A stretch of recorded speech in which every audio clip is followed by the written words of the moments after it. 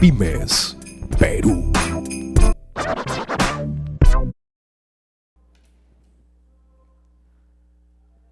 Bien, vamos a continuar en el programa esta mañana. Estamos con el doctor Wilmer Córdoba Calderón. Él es especialista justamente en la salud de los niños, lo que hablábamos esta mañana. Comentábamos ciertamente sobre la obesidad de los niños, pero ahora vamos a invitar aquí al doctor para que nos cuente sobre el invierno y las alergias, que es su especialidad en el contexto de los niños. Doctor, buen día. Buenos días, señor Rómulo. Agradecerle por la invitación y también a las personas que nos van escuchando para ayudarlos en los problemas de salud de sus niños, ¿no? Actualmente estamos viviendo un invierno un poco atrasado, ¿no? Y bueno, por la coyuntura también en los sistemas de salud, le comentaba que no hemos tenido un cambio significativo en nuestro sistema de trabajo. Por ejemplo, en años anteriores nosotros llegábamos a ver en estas temporadas 15, 20 pacientes por atención en un día, ¿no? ¿Ahora cuánto es? Ahora estamos reduciendo nuestras atenciones a 10 pacientes aproximadamente, ¿no? Bueno, por la coyuntura. Sí, claro, no solo por el tema, digamos, climático, sino también por el tema de la misma huelga que hay, ¿no?, en el sector. Efectivamente, ¿no? Nosotros estamos atendiendo a la mayor parte de pacientes que podemos atender. Ajá. Sin embargo, ya la idea de que los centros de atención en el ministerio están de huelga, los pacientes ya no acuden con la misma frecuencia, ¿no? Claro, es que dicen vamos y posiblemente no nos atiendan, o sea, es una incertidumbre. Y si no está muy grave, pues prefieren esperar, ¿no? Pero cuéntenos, de todas maneras, la incidencia del frío, de un poco de garúa en estos días, en las mañanas, sobre todo en los niños, en este caso en la alergia. El frío en general, y esto ya lo vemos en nuestro trabajo, juega como un rol proinflamatorio a nivel de las vías respiratorias, ¿no? Y nosotros vemos, por ejemplo, a nuestros niños o nosotros mismos, que cuando nos exponemos a un cambio de temperatura empezamos a generar goteo por la nariz, ¿no? Se nos congestiona como un mecanismo fisiológico normal para poder calentar el aire y también para captar sustancias que podrían ser dañinas a nosotros. Entonces, bueno, esto es lo que nosotros llamamos una congestión, una rinitis, por ejemplo, vasomotora. Sin embargo, en lo que nos toca a nosotros ver niños alérgicos, la gran parte de ellos tienen un componente inflamatorio también por algunos componentes alérgicos en casa. Llámese, por ejemplo, los ácaros, que son los más frecuentes aquí en la región. Y estos, asociados a la temperatura, pues generan una mayor congestión o proinflamación de las vías respiratorias. ¿Esto qué quiere decir? Que si un niño normal genera moquito por el cambio de temperatura, si a esto le sumamos la inflamación de las alergias, pues va a generar mayor inflamación y mayor congestión. Entonces nos toca ver que, por ejemplo, en los niños en las noches, que es donde cae la temperatura, tienen mayor molestia, ¿no? Ahora, sobre todo, entendiendo de que el niño, por su misma, digamos, naturaleza de estar inquieto, de descuidarse, o sea, de no tener los cuidados como si lo tiene un adulto, imagino, y la noche, bueno, ya llega a casa para descansar sí o sí, se ve seguramente la mayor connotación. ¿Ahí qué tienen que hacer los padres? En esta temporada, por ejemplo, nosotros tratamos de hacer medidas de prevención en casa, hasta donde se puede, ¿no? En el contexto de un niño que ya tiene una inflamación de causa alérgica, por ejemplo, nosotros tratamos de evitar el contacto en casa, los cambios bruscos de temperatura, el polvo de la casa, el medio ambiente, que ya también de por sí en Lima hay mucha contaminación y esto genera también un factor proinflamatorio, que la alimentación también sea lo más sana posible, una alimentación que no genere oxidantes y, bueno, una dieta rica en frutas, en verduras, y estas son recomendaciones del ministerio, ¿no? Entonces, un estilo de vida relativamente bien cuidado en casa podría generar evitar que el niño esté durmiendo mal, ¿no? Y es lo que vemos generalmente cuando no hay un cuidado adecuado. Los niños empiezan a dormir mal y eso es lo que más preocupa a los padres, ¿no? Mi hijo viene, bueno, el papá dice, ¿no? Mi hijo ha tosido toda la noche, no ha podido dormir, ronca, respira por la boquita, por ejemplo. Ujú. Y entonces esto genera tal disconfort que llegan preocupados. Y bueno, lamentablemente en el área de alergias hay muy pocos especialistas, ¿no? En el Perú podemos contar un máximo de 20 o 30 especialistas, ¿no? Ahora, este tema de los especialistas en las diferentes ramas, hablando en el tema de la salud, es escaso realmente, ¿no? Y en regiones es mucho más complicado, digamos, encontrar el especialista. Pero en este contexto, por ejemplo, los niños en la noche a veces no duermen, pues obviamente tranquilo, a veces estiran los brazos o los pies, se quitan, digamos, el abrigo. Entonces los padres tienen que estar un tanto en vela, atentos.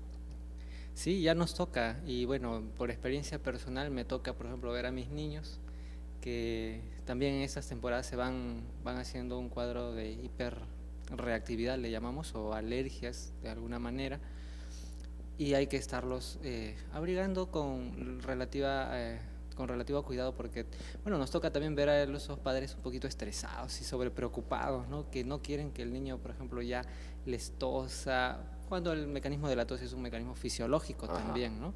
Entonces ya en algún rango, pasado un rango de relativa normalidad y tolerancia, nosotros debemos de dar algunas indicaciones de uso de medicamentos.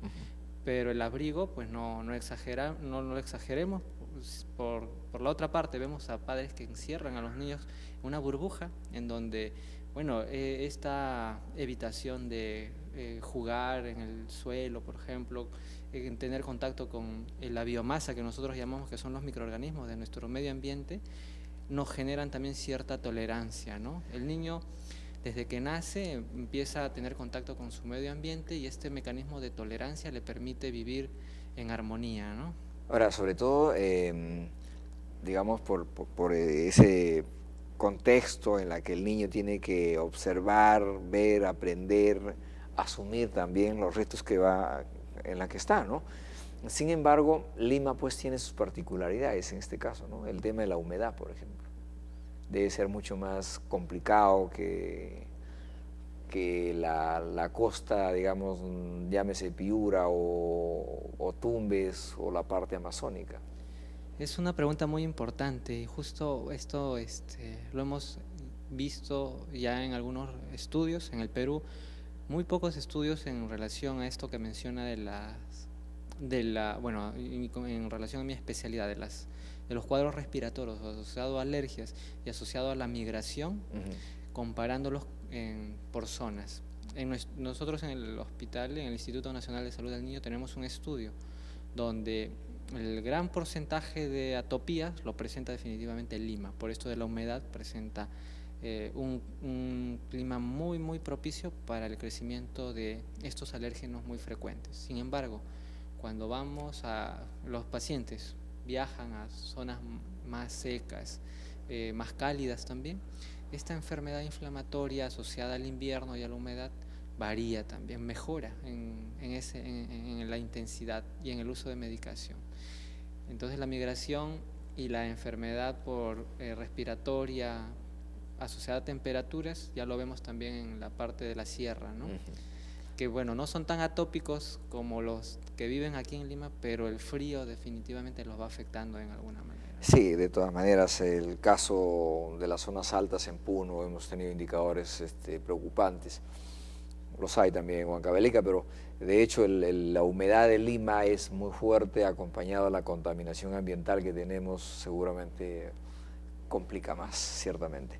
Ahora, doctor, a manera de un recordar y para nuestros televidentes, el tema de las alergias es, digamos, hereditario, se genera en el proceso digamos, en el medio ambiente en la que uno vive. Es una pregunta también para aclarar algunos conceptos, ¿no? Sí, reforzar un poquito la parte de que las alergias tienen un origen multifactorial. Es decir, no tenemos solo el factor de predisposición familiar que sí juega en los estudios, que un padre sea alérgico representa un riesgo mayor. Hablamos que si dos padres son alérgicos, por ejemplo, el papá y la mamá, podría tener un riesgo de 80-85% que el niño sea también alérgico. Sin embargo, hay un grupo que no, ¿no? O sea, teniendo padres o familiares alérgicos que no desarrollan esto. Entonces, en realidad es multifactorial esto, pero la parte de la familia juega hasta un 85% de probabilidades de hacer un cuadro de alergia. Y lo vamos viendo en el hospital, vamos haciendo también un estudio de registros y un 80% de nuestros pacientes que acuden a consulta tienen signos de atopía o alergia. Esto para mencionar el estudio del PRICTES, nosotros estamos realizando un estudio de alergia específica. Esto no lo hacen en otros hospitales, solo en el hospital. Qué interesante, eso es una muy buena noticia, o sea, de saber que hay un centro de especialización y donde están desarrollando, no solamente, digamos, recogiendo los indicadores, sino haciendo un estudio. Eso es ciencia. Sí, definitivamente en la unidad de alergia, asma e inmunología del Instituto Nacional de Salud del Niño tenemos el apoyo de la Oficina de Investigación y todos los médicos que elaboramos en esta unidad. Tenemos un proyecto de investigación, por ejemplo, mencionar que el doctor Galván hace la parte de alergias alimentarias, tiene el estudio de alergias a proteínas de la leche de vaca y a los alimentos. Quien les habla dirige el proyecto del PRICTES, que es para estudiar la alergia específica, y nosotros desde el año pasado venimos realizando este estudio con la metodología de PRICTES, es decir, se le somete al niñito se le coloca en la piel alérgenos para luego hacer una pequeña escarificación y se le determina mediante esta metodología, que es muy sencilla, le demora 15 o 20 minutos, determinar cuán alérgico es el panel que nosotros desarrollamos, que contienen 14 alérgenos. ¿Es costoso? Ahora, por ejemplo, debemos de aprovechar la oportunidad para mencionar que no es costoso, solamente necesitan sacar la historia clínica ahí y que le cuesta 8 soles en el hospital, y por la estrategia de investigación tenemos subvencionado el estudio para 500 pacientes. Actualmente ya lo vamos desarrollando en 300 pacientes. Si hay cupo para 200 todavía. Definitivamente.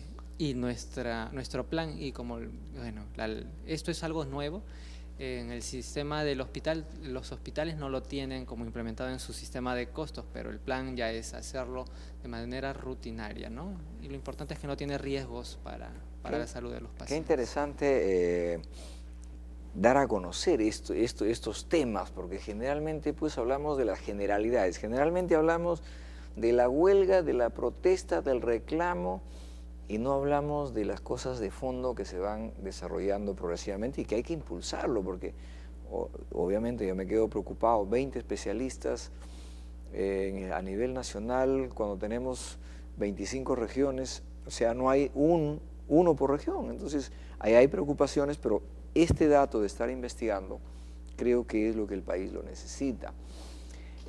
Doctor, el entorno para, digamos, evitar las alergias en el caso de los niños, porque claro, las mascotas son las más inmediatas. Sería también un tema de recomendar a nuestros televidentes. Sí, definitivamente el que un niño esté expuesto y bueno, teniendo esta predisposición familiar a algún tipo de alergia, lo que recomendamos es disminuir la exposición de manera de hacerlo lo menos frecuente, lo menos en la parte de carga ambiental, por ejemplo, de hacerlo con los cuidados que se requieren. Las recomendaciones en general no son evitar el tener una mascota, porque esto juega un rol emocional en el desarrollo de los niños. O sea, ya cuando las tienen, ya cuando no pueden evitar pues retirar a la mascota de la casa, pues hay medidas de cuidado y entre ellas, por ejemplo, lavar, bañar a la mascotita y peinarla para disminuir la carga de contaminación que ésta puede tener por la caspita y los mismos ácaros que contiene ella. También aprovechar un poquito la oportunidad, señor Rómulo, para mencionar, bueno, que nosotros en la unidad tenemos la convicción que la educación es la mejor manera costo efectiva de generar cambios la población y también a nivel del sistema de salud. Y estamos también con campañas de programas de educación médica continua. Estamos ya por la misma realidad que vivimos, que no somos muchos los especialistas, estamos visitando los servicios de pediatría de los hospitales en el ministerio y estamos llevándoles información al respecto de manejo de las enfermedades alérgicas, inmunológicas. O sea, además de estar atendiendo en el centro hospitalario, están haciendo, digamos, una labor educativa. Efectivamente, gracias al apoyo también de nuestra de los dirigentes de nuestra institución, estamos saliendo ya a 3 instituciones y bueno, vamos con algunas metodologías interesantes que nos muestran que el conocimiento se da, pero a veces la experiencia es la que falta, ¿no? Entonces, en el tema de las alergias vamos avanzando así como... ¿A qué niveles digamos, en este caso de los centros de educación van? Estamos visitando básicamente los servicios de salud, en este caso los hospitales referenciales. Estamos empezando ahí. Ya el tiempo a veces no nos gustaría llegar diariamente a dar este tipo de charlas, pero estamos focalizándonos ahora en centros de referencia que no cuentan con la especialidad, pero que algún pediatra pueda apoyar y trabajar con este sistema de referencias y contrarreferencias. Estamos empezando por Lima. Por ejemplo, ya visitamos el Hospital Loaiza, visitamos el Hospital 2 de Mayo, visitamos el Hipólito Unanue, y así tenemos un programa de cada semana ir visitar. Hoy día nos toca ir al Instituto Nacional de San Borja. Vamos a reunirnos con colegas de hematología y pediatría para tocar temas de... ¿El Instituto del Niño? Sí, claro, la sede de San Borja, que actualmente está potenciando y han firmado convenios con la directora actual, la doctora Tomás.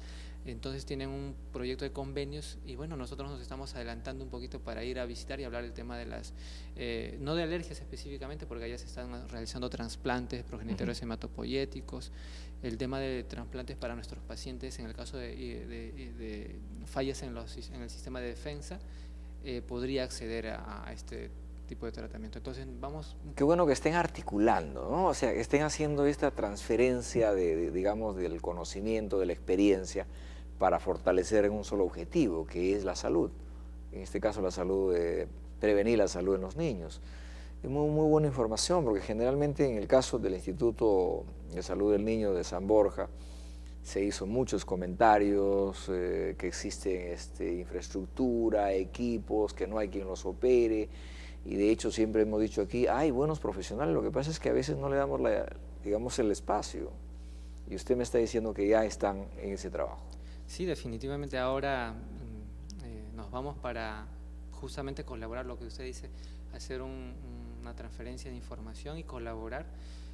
Nosotros estamos llanos a apoyar a cualquier paciente que necesite la evaluación nuestra.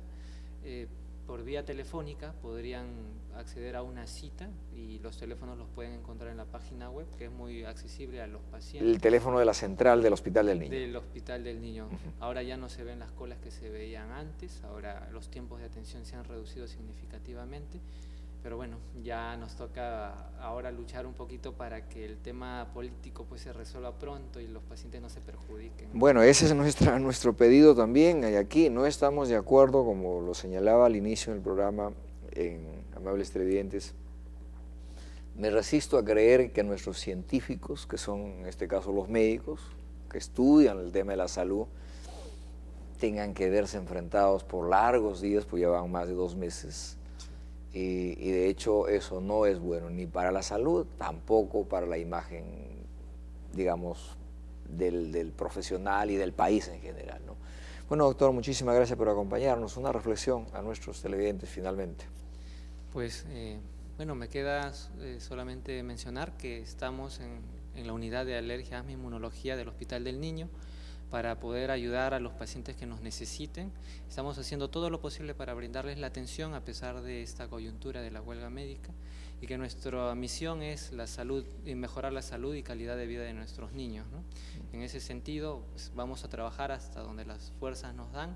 Estamos ahora con muchos proyectos novedosos y nos gustaría tener también la unión de todo el gremio médico para poder cambiar esta coyuntura y esta realidad que vivimos, ¿no? Agradecerle al señor Rómulo por la oportunidad que nos da en también en su medio de comunicación para poder brindarle información a los pacientes, ¿no? Entonces estamos a su servicio. Muchas gracias, doctor Wilmer Córdoba Calderón. En realidad, un profesional de la ciencia médica joven, con mucho futuro, lo auguramos mucho futuro, y creemos que ese es el enfoque que buscamos: prevenir, juntar los conocimientos, unir fuerzas para convertir un país competitivo con salud.